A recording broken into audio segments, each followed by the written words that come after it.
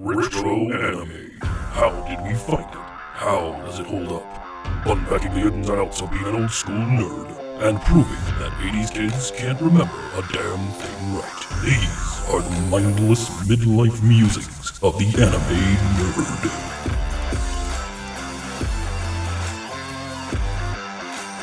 Welcome to Mindless Midlife Musings of the Anime Nerd. I'm Rick, and I'm joined by the rest of our panel, Lynette, Vic, and Brian. Hello, everyone. Hey, everyone. Hello. Oh, man, we are back for more because we are just gluttons for it. This is another episode on A Vision of Escaflowne. We are here talking, picking up where we left off last episode. So this episode, we're picking up on episode 13. When we last left our heroes, Alan had just gotten his paternity test back, and the city of Frid was under assault. The kingdom of Zaibach had decided to attack, and our heroes were left not defenseless, but they're basically getting their asses whipped. As episode 13, The Red Destiny, begins, Zaibach has decimated the kingdom of Frid. And they're there looking for Escaflowne, of course. Everybody they really need this mech for some reason.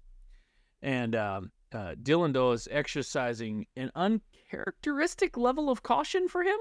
To pretty much this entire season, he's been balls to the wall insane. But in this one, now he's like, be careful, guys. You gotta be careful.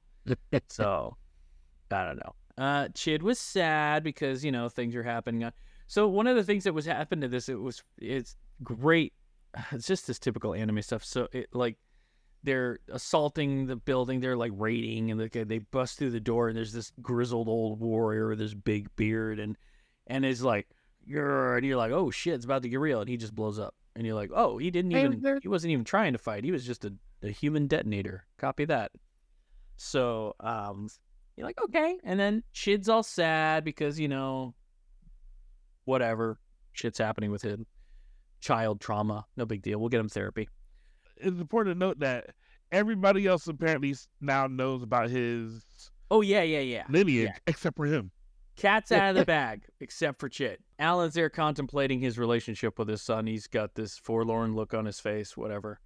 I do want to call out in this episode 13, the fact that they have the Emperor has a prognostication engine, which is just a great fucking name for something. I don't really delve too deep into it, but when you got something called a prognostication engine, I was just like, I wrote it down because it's like, God damn, like you were digging in the well when you were coming up with names for things. No, have y'all looked up that definition of? I did. Did you? I did. I was too afraid it was going to hurt. I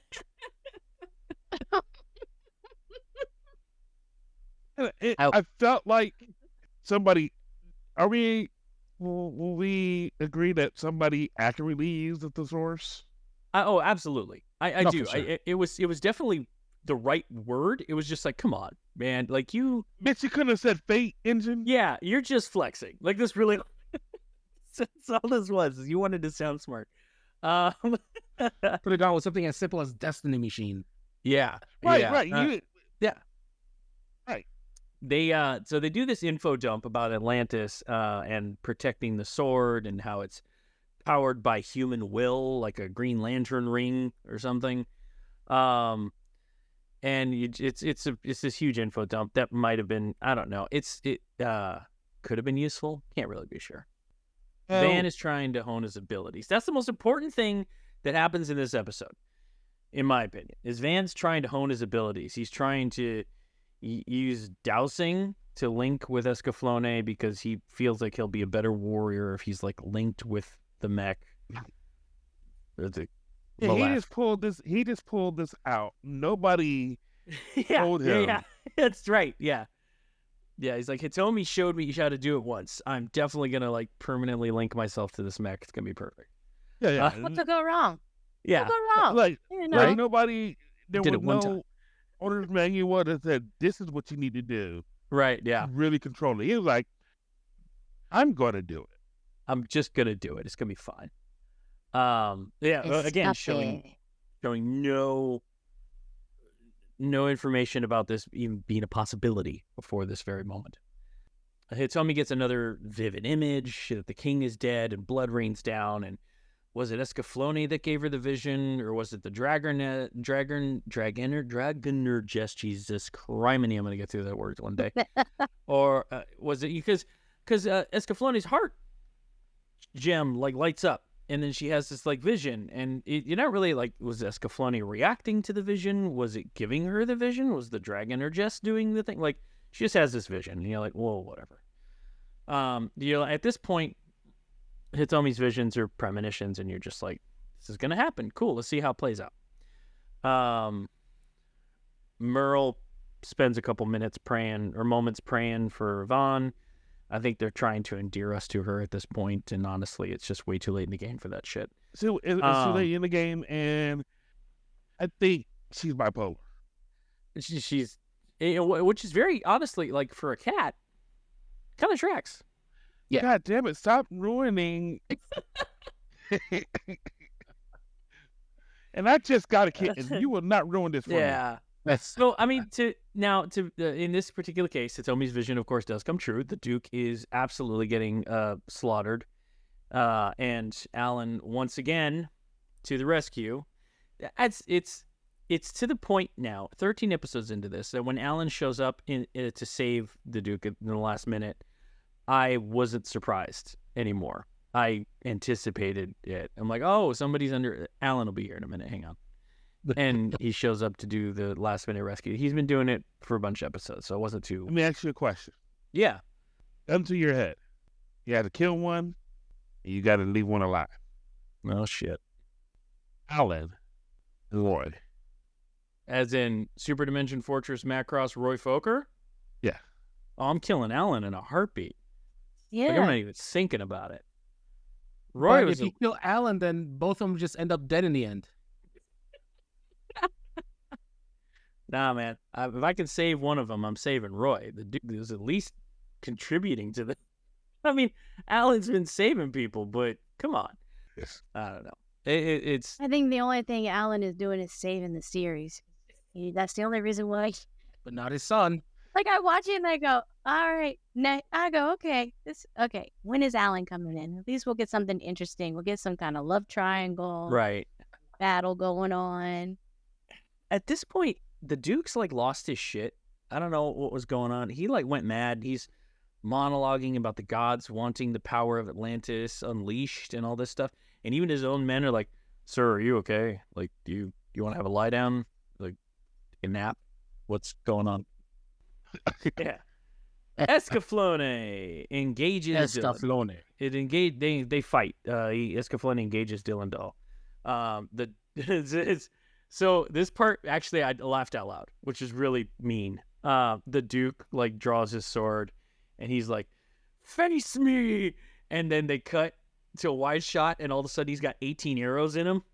And Right. He tried to go Leonidas and became a pincushion. That shit happened so fast that I laughed out loud because it was like, wow, that went nowhere fast. Was anticlimactic. Well, and that's the reason that it did that to me is because here we are, 13 episodes into this series. 13 episodes in. And I'm not invested in any of these people because I've spent about 6 seconds with it. Like, I don't care that this Duke turned into a pincushion. I just met him last episode. I really don't care. Do you know when I know they're not long for this world? As soon as I see a flashback. Oh, as soon as they're in a flashback. Oh, I need you to show how much I loved your sister. Oh, you just signed your own death warrant. So this is, it's at this point that I don't know what's going on with this character Dylan Dahl, who I thought was going to be like the Chiron of the series and Kamjin and just be like a fucking like pain in the ass. In this one, he shows genuine fear of Escaflowne. Like he's like turned some kind of corner. He's scared shitless of him, I guess, after Escaflowne wiped out his entire crew. He's just scared to death of it. And he dips, like he's freaked out and he runs off. And it was kind of an interesting turn of events for this character because if he was supposed to be the heel, the unhinged heel, like he's You know what happened? It gave him personal growth. I guess. I don't know. It was a strange. He's the only person who's grown. Yeah. And his whole thing everyone else is is dead. It was just a weird thing. Anyway, so the fight's kind of over, and then they go to Fulkin, Vaughn's brother, and he's talking about peace negotiations, and I'm like, bro, it's not peace negotiations if you fucking killed everyone. Surrender. It's called a surrender. What called it peace negotiations? I'm like, what? And Chid the kid, that's what we're calling him. He ultimately decides to give Fulkin the power of Atlantis because that's apparently what his psychotic father, the Duke, said before he got turned into a pincushion. And then the episode ends with Vaughn stuck inside Escaflowne. Everybody's like, hey, Vaughn, come on up, buddy. Can I hang out with us? Hey, Vaughn? Vaughn? Hey, Vaughn, you want to get out of there? Hey, Vaughn. Your mech's bleeding, buddy. You want to get out of there? Vaughn? No? Anyone? No? And that's kind of the episode's end. You're like, well, shit. Yeah, that's how it goes. That was... Well, there you go. And this is... They're building to this sort of like interesting idea with the Escaflowne. Might have been more interesting 10 episodes ago, but they're building to it. Vaughn, in episode 14, it's Dangerous Wounds. Dangerous Wounds is the name of this episode. That's right. This is the one with... Is this the one with... I'm looking through my notes real quick. I think this is the one where they're fooling that other guy. Is it? This is the one where... No. Yeah. The makers of Escaflowne. We're good. This is... we're not there yet, but those guys... I have a lot of questions about those guys. We're going to get to them. So episode 14, Van's having a bad day. He's stuck inside the Escaflowne mech, and Alan points out that the armor should have protected him, and they're like foreshadowing, obviously, this strange connection thing that happens. They get Vaughn out of there, and he immediately busts out his wings for like reason. No, for no fucking reason. Reason? No, he molts. That, yeah. Is what happens. His wings come out, and then he goes, yeah. And then he has no wings. And then basically, we have to understand that he's Draconis. Right. That's like the only reason they did it was so that Alan and Malerna could learn he's Draconian. And then they're like, he's Draconian. And you're like, Right. But they haven't really shown how that's really a good thing or works in their behalf. If anything, they've given us all the reason to say that should have happened. Right. For him to do it. Yeah. For what? Right. No reason. He did it. No reason.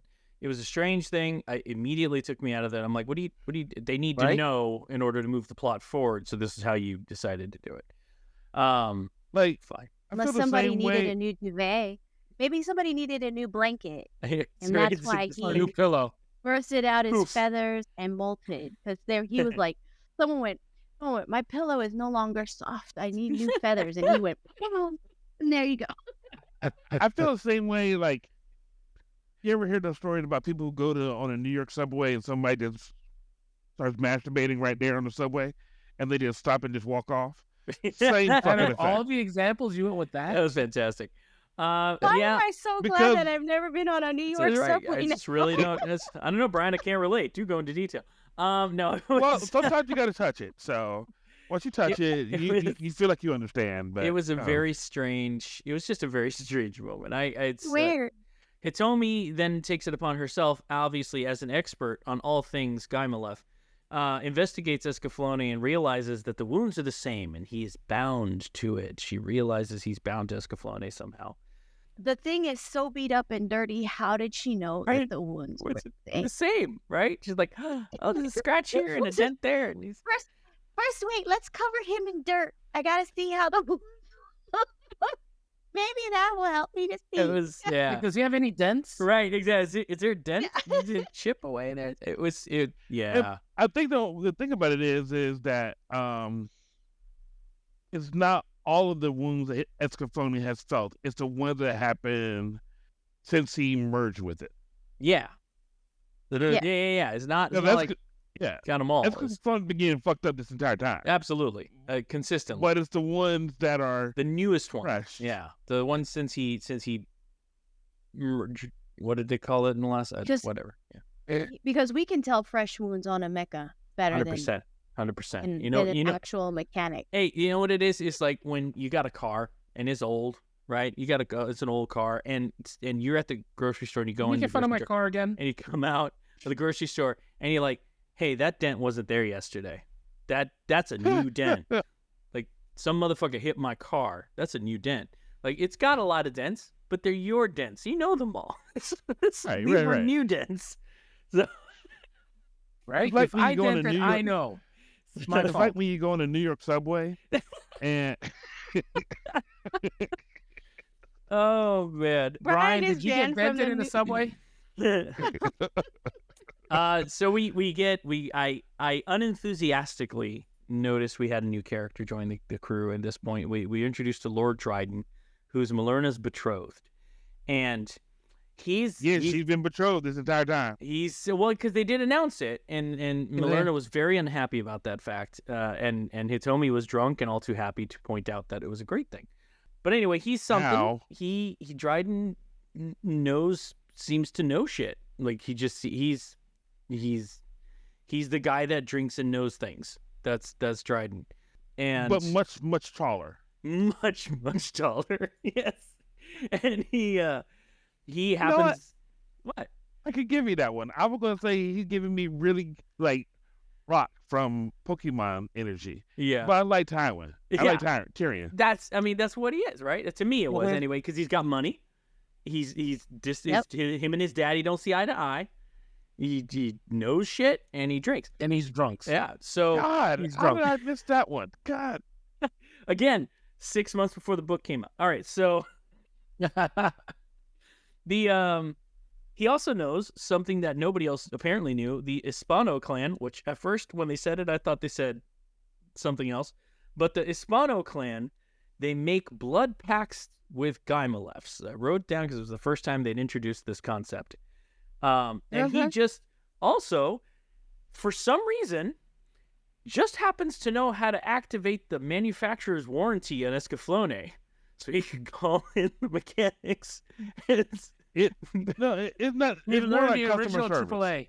Hey, it's more like customer service because it's not really. Yeah, that's right. It's not a warranty because but he does. It's customer service. He definitely triggers he hits the little OnStar button, and he's like, "Yo, my guy Malef's fucked Just up." hit the awesome. Because we have detected you've been in an accident. Yes, exactly. So he hits the little OnStar and he summons the Espada, Oh, and my they Lanta. get there hella fast. What? Way faster than I It's like expected. they knew. It was very impressive. Talk about same-day service. Same minute. So what's funny Like- about this is, despite Escaflowne having a secret OnStar button to summon Hispanos, they still have to do some kind of chanting ritual to confirm it's actually their Gaimalef that they made. And it was just kind of like, It's like everybody's like, checking the serial number. yeah, everybody's like, what are they doing? They're like, oh man, and they're like, oh, they're confirming its identity. I'm like, but they He built just it. got here. Like they literally came to the OnStar signal. Like They followed your GPS to it. Well, you know what? If you Do the really other think about it, Gaimalefs have an OnStar button? Is that what's happening? They Oh, is that what it Or- is? People are parting out Gaimalefs and using, Escaflowne parts on other Gaimalefs? Like, you use non-manufacturer approved ink in your printer. right. It's like it could be the difference between Nissan and Infinity. Like we got to make sure we service this one, or So funny. It was just, it made me go, what? So anyway, they asked for a shit ton of money to fix the mech, and which is why it wasn't a warranty, like Brian pointed out. And Dryden just decides to foot the bill because he's just an altruistic son of a bitch. It does make me wonder, though. easily he makes the easy decision. Absolutely. Like It barely he He has cast no- off everything. was it no difficult? skin in the game. Barely an inconvenience. Yeah, you're absolutely right. Nothing. He's just like, oh yeah, no worries. You guys can just levy my entire Target. fleet against it. No big deal. It's gonna be fine. But it did make me wonder, very quickly, if it costs $50 million to repair Escaflowne, how did a small kingdom like Fenelia afford to build it in the first place? I don't think they built it. I think they stole it. I can tell you the answer to that. It's actually covered in the wings. You know how much a wing? I mean, how much a pillow? It's them feathers. So you're Made of them saying feathers? it's An Fenellians, elegant feather pillow. Fenellians are the original My Pillow guys, and they just make like these pillows. Hey, It was such a thing. I'm like, it cost that much just to fix it. Like, Wonder if they stole it. yeah, I don't know. It was very interesting. That would be an interesting thing to see have happen. I don't agree with this line of questioning because now we have hope that we're going to get the answer, or we're just going to be really pissed. Brian has no hope. Anyway, they fix it. It's a wonderful thing. Vaughn's good as new, but it's great because the Hispanos, they do not give warranties. They walk into Vaughn, they're like, listen, man, we don't guarantee that you're going to be all right. Yeah. Your Wait, warranty. no, didn't they kind of hint that you shouldn't even use it? Because they Yeah, said, that's kind of oh, the impression they what gave. is It's he? like, Yeah, here's the bill, but you really shouldn't use it. listen, man. Yeah. This car goes 0 to 180 in like 2 seconds. I don't like your brain will melt. Like maybe don't use. Yeah, they find out the driver's draconian, and they go, oh, Yeah, right. Is it? Um, we're not covering I have that. some yeah, wonderful maybe you information. should not do Go. that. You have wonderful information. Yes, I just looked it up because I had to find out. Okay. But apparently, Hispano Eh. translation for it Great. is indeed OnStar. Do it. It's not, but Oh, it is my headcanon now. So it's now here's. actually Go ahead. the definition is people of Spain. I'm like, So Escaflowne is Spanish. What Right. anyway? So which makes sense because Escaflowne does take a lot of siestas. And do you hear how they say Escaflowne before every trailer at the end? It's like Escaflowne. that's right. That's it. So anyway, with no Gaea Malefs in Dryden's fleet, which makes me ask questions, but whatever. Escaflowne immediately after getting repaired has to go back into battle. And honestly, Escaflowne fucks shit up. Yeah. It's extremely impressive, and Dylando's like shitting his pants. It's great. It's really impressive. Very cool sequence. Oh yeah, so this is where he does it. Yeah, see, I had my timelines mixed up. And here, he kills fucking everybody. All the Dragon Yes. Slayers get wiped out, and immediately haunt Vaughn, which then Then he goes Transformers Gray. he goes Transformers Gray. He went full And then- Optimus Prime. Yeah. I thought he died. bitch falls right over, and I'm just like, whoa, like that was what should have been a routine hero ass whooping, like went sideways real fast. That's where the episode ends. Is he goes Transformers Gray, tips over, and everybody's like, oh dear God, what happened? And you're just like, wow, all right, this is it. So episode 15 starts with exactly the way episode 14 started. Vaughn stuck inside fucking Escaflowne again. And Hitomi Did y'all goes, have to make sure that you were on the correct episode? right, yeah, exactly. It's like, just in case you Like- weren't sure. In the last episode, Escaflowne was fucked up. In this one, he's just gray. So Hitomi goes into like this trance-like state, and she's looking for Vaughn and a group of what I can only guess was ghosts. I didn't really like delve into it. It just seemed like it was sort of like because of That's the what way it felt like. the ghosts You know, were what, you haunting. know what it felt like? It felt like Pirates of the Caribbean 3. Yeah, And yeah, absolutely that. It Yeah. felt like the boats, the scene with all the boats and the people sitting on it. Right. It that's kind of what it did. It felt like that. It's very good. I agree. And so then he died again, I guess, and she sees Atlantis, like she sees columns and angels, but she doesn't think it's heaven, even though it's by all indications it's columns and angels, but she doesn't think she's in heaven for some reason. Van is there. He's cowering under a tree. He's got like PTSD. And then he awakens and uses his wings to fly Hitomi back to the world of the living is the best way I can describe it. They don't really explain it. Just kind of Hold on, but we got to talk about somebody who was integral in getting Hitomi back. Yeah, Fucking Someone Merle. that finally absolutely. carried their weight for the very first time in the entire series. Merle. Yes.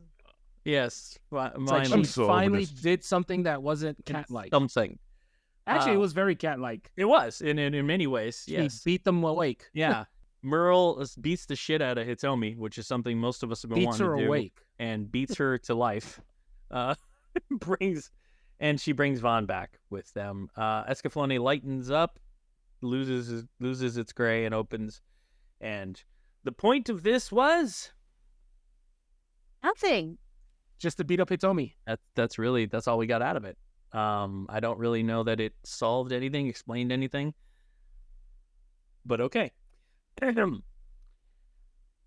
And then we get Dylan who's at this point victim blaming his own squadron for dying. It's like, dude, you led them into battle. Them dying is Kind of your fault. kind of your fault. Mhm. And well, all this is going on while Fulkin and the Wizard of Oz are putting more plans in motion. Wonderful, wonderful comparison. Thank you. I felt like, this with this prognostication engine. So Alan, it just sounds dirty. So Alan is remembering meeting Balgus back when he was younger and how that was important for a reason that, again, doesn't matter. And Hitomi is she admits her feelings to Alan. In the most girly high school way possible, she admits her feelings to Alan and then runs off. And it's just, she beats herself up about it pretty much the rest of the episode. Dryden's doing what Dryden does, and he's investigating and contemplating, and he finds out Alan's dad was an explorer who was looking for Atlantis. And His dad was Indiana Jones. And Alan suddenly seems hella jealous of Dryden for some fucking reason. I don't really. He takes. He just spent $50 million to fix. So it's the money flex that made him not like him. Yeah. That's He's fair. been no, seriously. He's been saving these motherfuckers from day 2, I guess. And Dryden Got shows up 2 with a pennies wallet. to putting the rub work together. on. And this man came in, and with $50 million, he's now on par Right. He's like, with Alan. just like Yep. Malerna had to like fucking save lives to join the cast. He just showed up with a check. Right. I'm in the cast now. Matter of fact, Malerna said the same thing too, right? Yeah, basically. Hey, you're gonna be seeing me a lot more right now. So That's it. She's like, hey, I'm here now. I'm gonna be around for a while, so you're ready. I'm at least third billing. So Malerna. and we haven't talked about the other stark differences between Alan and Dryden. Which is Hair. Like one is a knight, so his hair is as silky smooth, Yeah, and the other one could be like Andy McDowell. yeah. I mean, Alan's got full Maybelline, and Dryden's got I drank myself to sleep last night hair. It's great. And glasses. It's great, and He's glasses. 2 steps away from a man bun. That's That's it. Oh, basically- absolutely. Jesus. Yeah. Malerna, she pulls the asking for a friend bit and it's just fucking hilarious. This is asking Hitomi for a friend about relationship advice, which is just laughable. But the best thing about this is one of those moments where I was like, this is the episode, guys. This is the episode where Merle proves to be of value. In this episode, she rolls up on the both of them and she's like, oh, fucking please. Like, knock it off. Both of y'all be stupid. She calls them out on their bullshit. But Merle was doing it because she wanted to know, listen, are you interested in Van Yeah. or Alan? Yeah, absolutely. She's calling them out on their bullshit. She's calling Hitomi out on her bullshit, and she's The calling thing that- Malerna out on her bullshit. And I honestly didn't think until that moment, I didn't think that Van was really part of the equation. like in the running at Only- all. Yeah. No, the reason why is because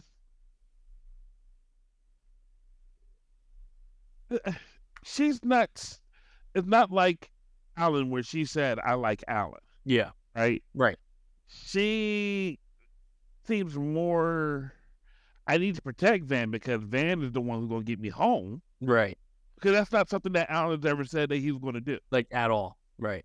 Right. Yeah. So I think she's like, I need to make sure you stay alive so you can fulfill your promise. Yeah. But Merle's the one that's interpreted that, oh, he's in love with you. Oh, because he hasn't really said, I love you or I'm interested. Right. He hasn't done the typical anything signal wise, like brush your hair. No. Really, it's just been, I saved you, you saved me. I saved you, you saved me. Pretty much. Yeah. At this point, it felt more like he owed, like it was a life debt than anything else. Yeah, Wookiees do it better though. They do. They're way better at it. That's true. 100%. That's where my head was at with it. And speaking of hairy people, these cat girls show up out of nowhere.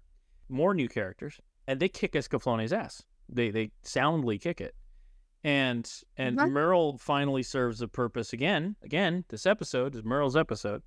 Just basically just there to save his ass, and the whole sequence is pointless. Just to introduce the characters, just really all that was for. But actually, it wasn't pointless. Go ahead. I learned an important fact there. Yeah. Merle's not wearing pants because she's an asshole. Cat people had on pants. That's fair. That is right. The cat sisters, they were actually wearing pants. So Merle's just a freak. Merle just likes to air dry that shit. That's a very astute observation, Brian. Thank you. I'll be here all day. Thank you. So at this point, Dryden thinks he's discovered the way to the Mystic Valley. And they get the crusade, the whole fleet, like they're going to head there. Now, I want to point out to the listeners at this point, Escaflowne, if we haven't been clear, right now, this series is all over the fucking place. So I'm going to lay some knowledge for you here. Draconians are from Atlantis. There are no Atlanteans. There are just Draconians. And the Draconians are from Atlantis. Cool? There's no Aquaman up in this shit. There's just Draconians. So, moving on. Episode 16, The Guided Ones. Starts out with a flashback. There's a mustache dude, and he meets a girl in a kimono. Later on, we're going to learn that this is Alan's dad. I'm not going to bury the lead. That's who he is. It's a flashback. And the girl. Yes, that's right. And the girl is Hitomi's grandmother, not great grandmother. So anyway, yeah, I'm not burying the lead because it's not family. Whatever. Yeah. So the cat girls, this episode really starts with the cat girls reporting to Fulkin, and they are hella horny for him, like uncomfortably horny for him, because of course Van's brother has to have his own version of Merle. They gave him two, and he's got a pair. So. And they're of age. I like that. Of age. The sorcerers come for Dillendal. This is this plot point that I'm waiting to make sense, but these sorcerers come and they take Dillendal away kind of thing. I don't know. It's whatever. I brought it up because I'm hoping to God this is relevant later. Dillendal's still in the name credits. Yeah. He's still in the opening credits. He's still in this. They spirited him away, and they're going to do, I don't know what the fuck they're going to do, but they took him. So, Dryden, turns out he's quite the scholar, if we haven't figured this out already. He does all the reading and stuff. And, by the way, his aide is like a really bad Asian stereotype. Like, the guy that works for him is like, just like really... They have him carrying around an abacus. Like, it's like offensively bad. Out loud. Yeah, it's like an offensively bad stereotype. Luckily, he's not in it much. So... Anyway, Dryden's reading from Alan's father's journal, and he was seeking Asgard because we needed Norse mythology in this too. We didn't have enough with all the other ones, so he was looking for Asgard. Alan, of course, he's got serious daddy issues, which we've established firmly. And as much as I want to hate Dryden, I actually kind of like him. Like he's actually kind of fun, kind of funny. Yeah, he's about business. Yeah, you know, it's he's fucking legit. Contributing. Yeah, kind of legit. Like I like him. Like he's a fun character so far. I've been enjoying him. I think another thing about it is that he's not really here to. If anything, he takes It's more almost of the like pressure off of Malerna. You know, Yeah, it takes it's like Malerna. he's got like this like curiosity about him. Like he's just there because he's got shit else to do, kind of thing. I dug it. I dig that about him because he's just like, hey, this sounds like crazy shit. I'm in. Let's go. And and like you said, he's there just to be something for Malerna to do. I don't know. Back on Gaea, Hitomi's friends and mom still miss her, and they decided to take some time to go Gaea back to or Earth. Earth, sorry, the Mystic Moon. Okay. Earth. Yeah, Mystic Moon. Hitomi's friends and mom still miss her, and we find out at this point that Kimono Lady was Hitomi's grandmother, and we find out this guy Isaac, he was also from Earth, and he's around, and Isaac's got like a very familiar looking set of facial hair, and he's just like, okay, cool. They're not gonna let you know right away, but we'll do it because that's how we roll. Isaac is the Wizard of Oz. The Wizard of Oz. Yeah. So he's the Zaibach Emperor. Honestly speaking, yeah. Now we're seeing that Escaflowne is really just a retelling of the Wizard of Oz. I mean, all right, we're gonna go down that path. I think The anime version of the Wiz. Sorry. Somebody took a whiz on the whiz. Oh man, let's not. So we find out Dylandole's being experimented on. To what end, we don't know. It'll come back later, I'm sure. And yeah, and we find out, of course, is what is Dryden's beef with Alan? Oh yeah. Sorry, my notes. What is Dryden's beef with Alan? Because Dryden seems to have beef with Alan. Don't know, but two of them, they're like clashing a lot in this episode. So I thought maybe Alan was his father too, but no. They had the once again, this anime does this thing. It's again, we're 16 episodes into this anime. 16. And they have a Levistone storm, which sounds like a really cool concept, but it doesn't really do anything. They don't do anything with this. All that we get is the intensification of Van, Allen, and Hitomi's love triangle, which we didn't realize was like full love triangle, I guess, until episode 16. Hey, I'm surprised Meryl doesn't have a love triangle with Allen and Van. Now, they arrive at this area where the Mystic Valley is supposed to be, and fucking Zaibach's already there. This is the second time the Zaibach has shown up at a place that they were on their way to. Like, they travel by map or something. I don't know, but they get there before everybody.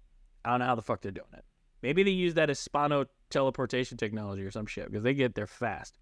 Because also the company, it's not a clan. That's right. And they're then a higher tier member.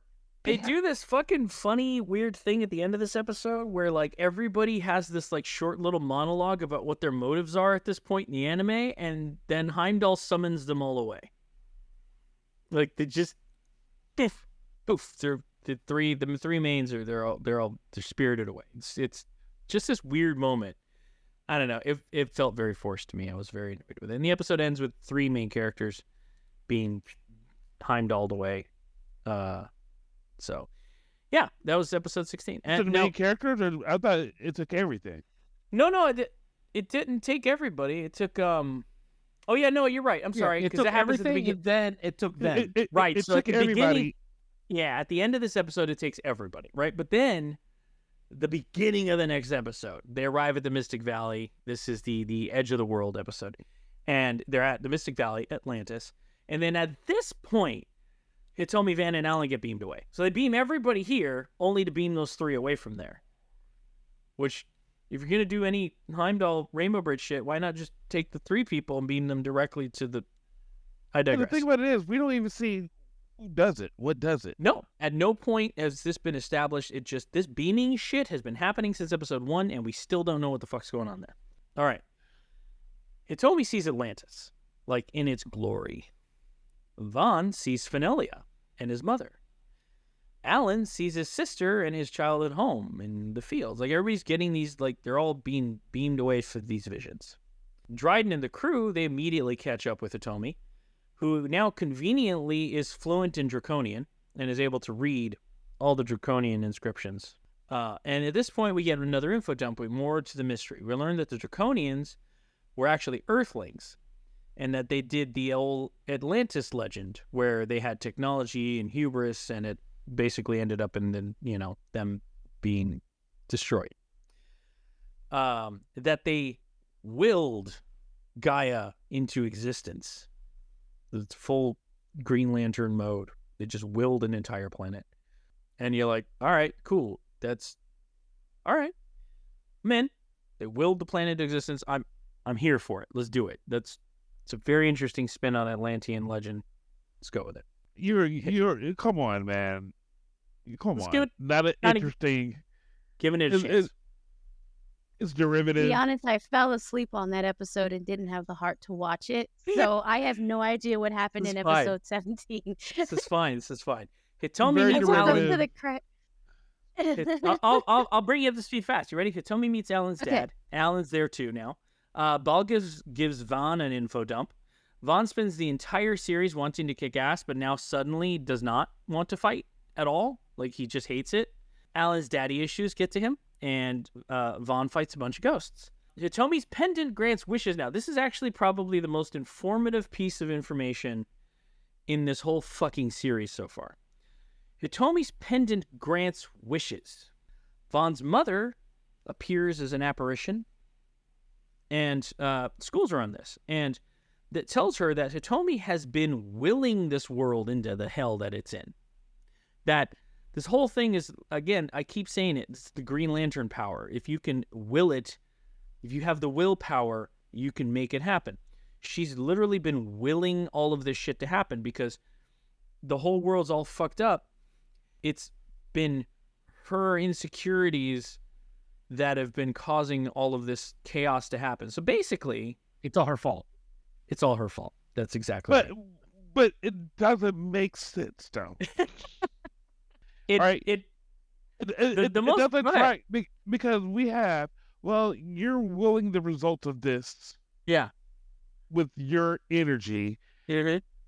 but we still have procrastination. I'm sorry. the prognostication engine. Yeah, no, I have the procrastination engine. Right, my bad. What the fuck ever. We have Yeah. that engine Right. that he is actually using to will. I don't think he's finished it at this point, right? At this point, he's Not still yet. No, he he's trying to hasn't finished it activate yet. it. So That's why he needs Escaflowne. that's what he needs Escaflowne for. So basically, Hitomi's pendant is currently like a Green Lantern ring. She can will things into happening just by sheer force of, again, will. Her midichlorians. Yeah, that's it. It feels like something this important might have been something that should have been properly explained before handing the pendant of this amount of power over to a teenage girl. I just feel like if you're going to do that, He's Let's wishing for come- the wrong things. I mean, instructions I got not I got cabana boys and beaches and instructions included, please. They did not. Grandmother gave it. especially if she got it from her grandmother. Right, the grandmother fucking gave it to. She should have like explained like for half a minute, like just like, hey, listen, maybe just don't fucking use this. just Or like the grandmother apparently told the mother that Right. this happened to her. yeah. They didn't give this information to Hitomi. At all. It just, So it just Hitomi's didn't. over Probably here. thought she probably thought her mom was crazy.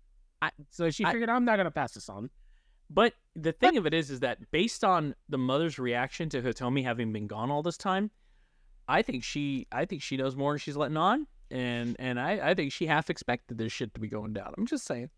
Or she thought her mom here's was the just thing, crazy, though. and now that things are happening, she's like, oh, I owe her an apology. so here's the thing though, if she's got that pendant and it's her will that's doing that. Yeah. Obviously she embarrassed herself to the point where she just went, I wish the world would swallow me up. That's why she's on another planet. Right. And then now she's on other places and she doesn't seem like the destructive type. That's just where it gets confusing. It's like Yeah. she saw Alan and thought he was Amino. Wouldn't her will have turned him into Amino?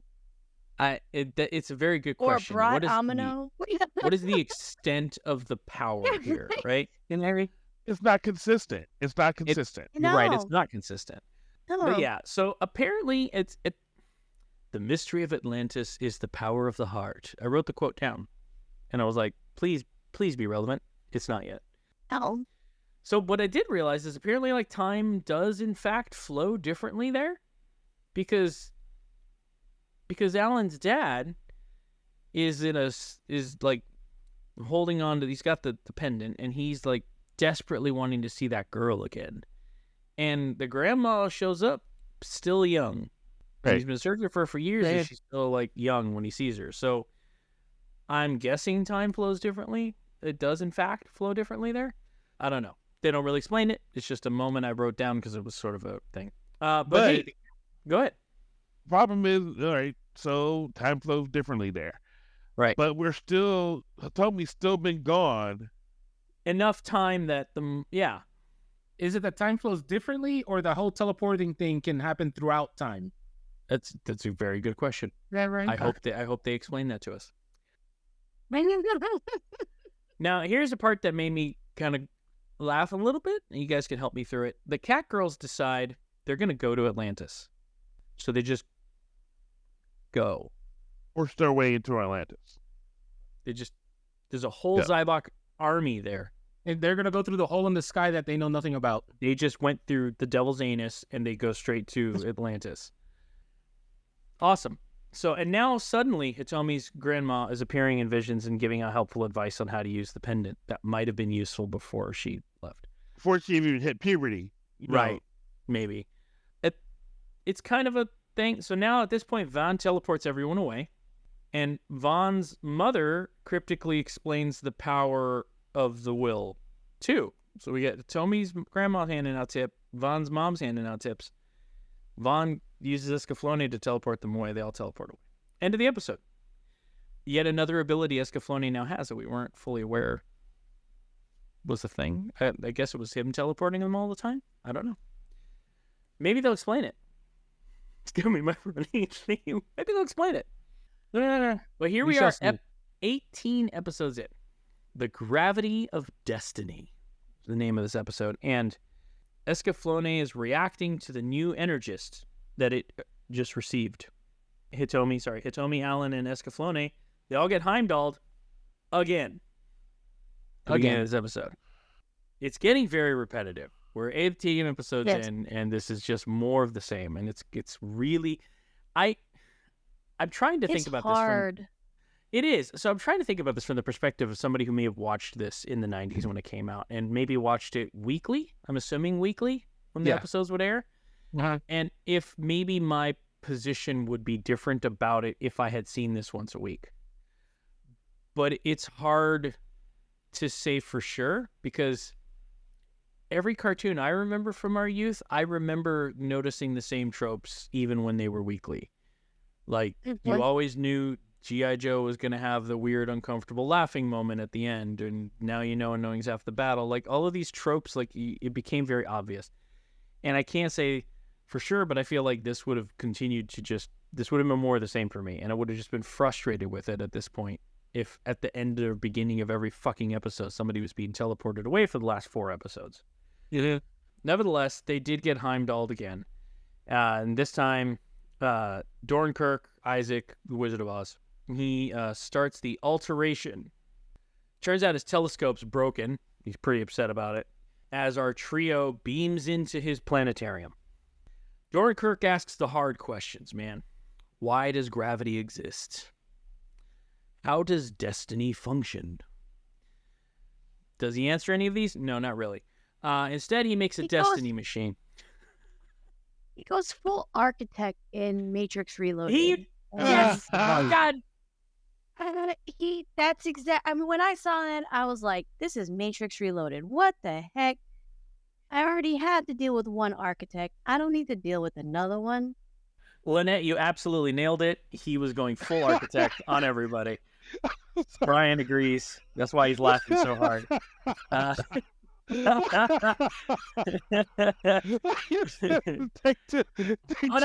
gonna own it. I'm gonna own it. All right, listeners, we had a technical malfunction. We had to pick up where we left off. I tried to be smooth about it. Brian couldn't handle it, so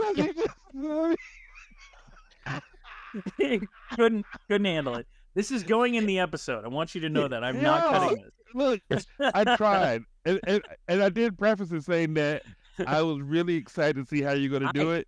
I feel like I nailed it. Like you stuck the landing, and for our viewers, Brian just ran it over. Brian was the streaker in the room. That's what happened. You landed, and then Brian just ran with streamers behind you. So, to get this ship back in, you're pointing in the right direction. Just here. want to say, your dedication to the heartbeat, like it was just the net you were. And that's whatever. This is fine. All right. So okay. All right. Nevertheless, Dornkirk made a destiny machine. The fate alteration engine. This is the big MacGuffin that we've been building up to 18 episodes. We finally got the definitive MacGuffin. This is the big bad. This is what's happening. I did have more questions about other things that it kind of came up at this point, which was, wouldn't it have been easier to pay the Hispano to build another Escaflowne rather than have to fight so fucking hard to steal this Escaflowne? Because they wanted the dragon the whole time. And if the Hispano were so affordable, couldn't Dornkirk have just hired them to build him another one, and then we wouldn't have to worry about Escaflowne?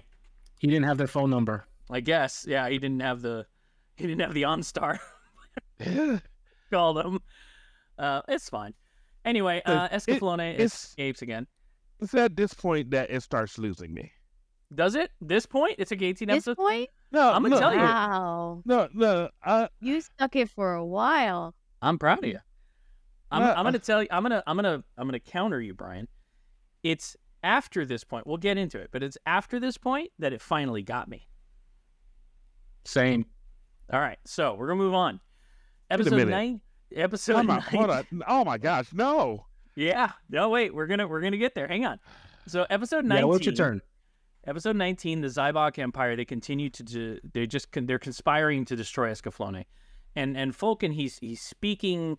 He speaks of the power that brings men and women together, and that's like a sex or something. I don't know. It's weird. Dryden and Milerna are gonna get hitched. They're dedicated to the thing. They're gonna get hitched. What else is going on in this episode? Milerna's kind of just accepting her fate, I guess. I don't know. Hitomi's kind of a homewrecker. She's sort of like really uncomfortably in Alan. No, it's where you see that she has the power to change fate, but if she messes with fate. Right, and that comes into play later. She like tries to fuck with fate next level, and anyway, I'm getting putting the cart ahead of the horse. So Fulkin decides he's gonna force love. So they're gonna use the fate alteration engine to make Hitomi love someone.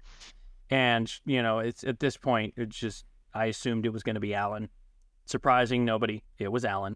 Hitomi wanders off in the rain, rethinking her life. And Alan comes... Yeah, go ahead.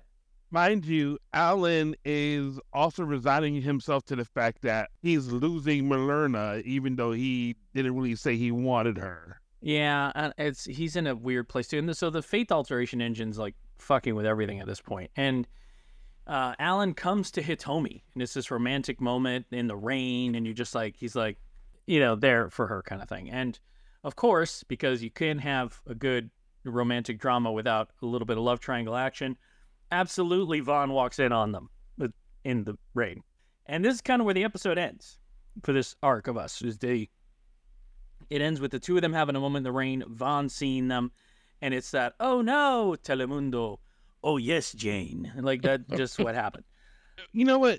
Actually, I was actually going to say it went 4 days of our lives. It absolutely did. Yes. We went absolutely soap opera at this point. And that was, it is what it is. It's that part of the triangle thing. As soon as they talked about making someone love someone, I was like, okay, they're going to just dial up this love triangle thing. Because they are confusing camaraderie.